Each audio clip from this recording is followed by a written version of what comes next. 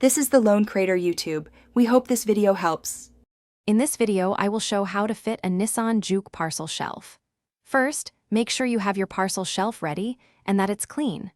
Next, clear out any items from your car's boot to give yourself plenty of space to work. Then, take a moment to find the two small, designated slots located on the interior side panels of your Juke's boot, one on each side. These are where the shelf will connect. Now, carefully pick up your parcel shelf, making sure the soft, carpeted side is facing upwards. This is the side that will be visible from inside your car.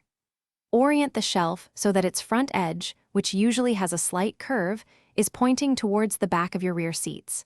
Then, gently line up the two plastic pegs, one on each end of the shelf, with the receiving slots you identified earlier in the boot. With the pegs aligned, gently push the parcel shelf forward. You should feel the plastic pegs smoothly sliding into their designated openings within the boot's side panels. Continue to apply a small amount of steady pressure until you feel and hear a soft click. This sound indicates that the parcel shelf has securely engaged and locked into its correct position, ensuring it won't easily dislodge. To complete the installation, give your newly fitted parcel shelf a quick check. Make sure it's sitting perfectly level and feels firmly seated on both sides. You can gently press down on it to confirm its stability.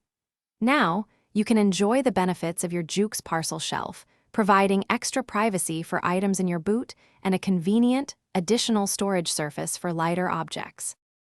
Thanks for watching. Consider subscribing if we helped you.